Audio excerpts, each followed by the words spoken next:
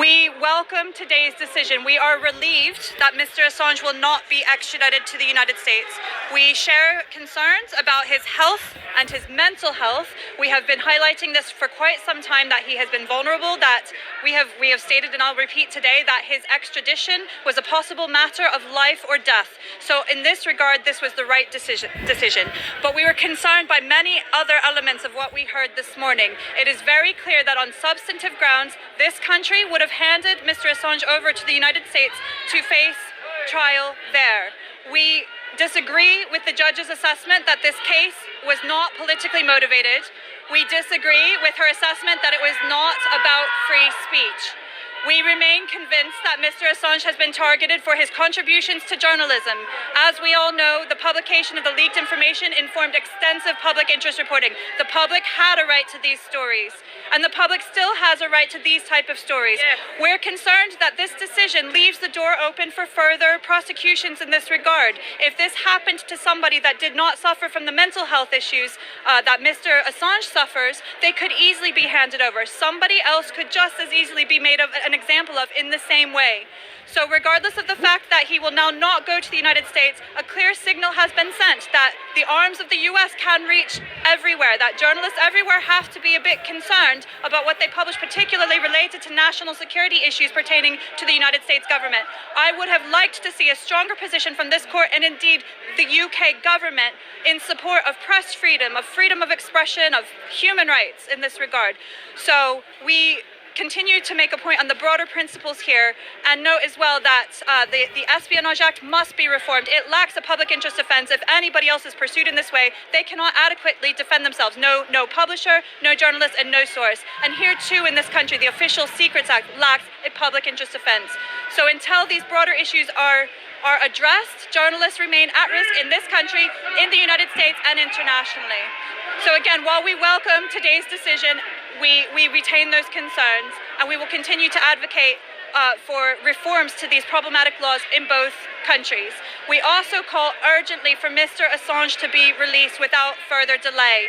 We urge the judge to grant bail without any further delay in this, as he faces serious health risks in Belmarsh prison now, with COVID infections sharply on the rise in his prison block. If anything happens to him, well, he should now be released. It is fully the UK's legal and moral responsibility. So we call again for his immediate release. Thank you. Thank you.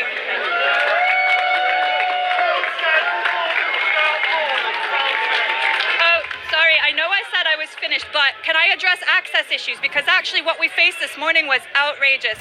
So many of you know our position about open justice restrictions in this case. We have documented extensive and involving barriers to open justice since day one of this case.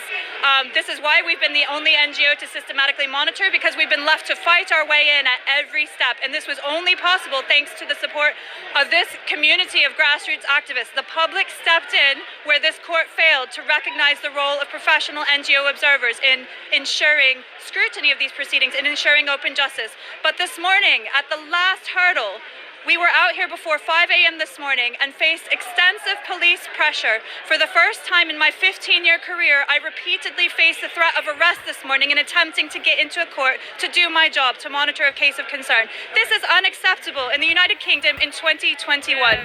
So there are also broader issues here of open justice that must be addressed. Proceedings in any case of public interest must be open to scrutiny by the media, by NGOs such as myself, professional observers that do this in countries around the world, and by members of the public. The restrictions we saw in this trial were unacceptable. So we will continue to advocate for reforms to open justice too in the United Kingdom. Thank you. Thank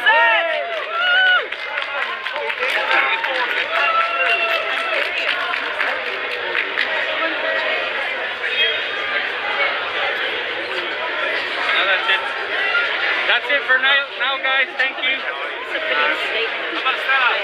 Stella's going to come out when the report is finished. Yeah. Diego. Hey, hello, Liliana, ¿cómo estás? Feliz año.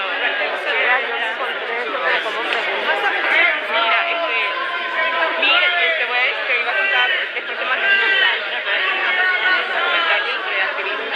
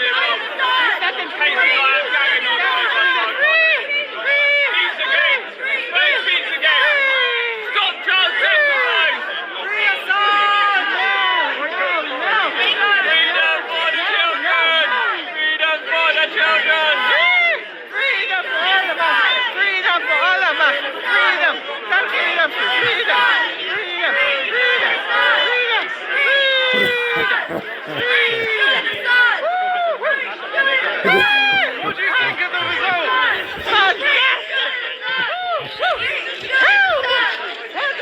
That's what journalists do, don't they? Sí, si quieres en español unas palabritas. Tengo que pensar un poco más. Tranquilo, por favor. I mean, to me, a pandemic is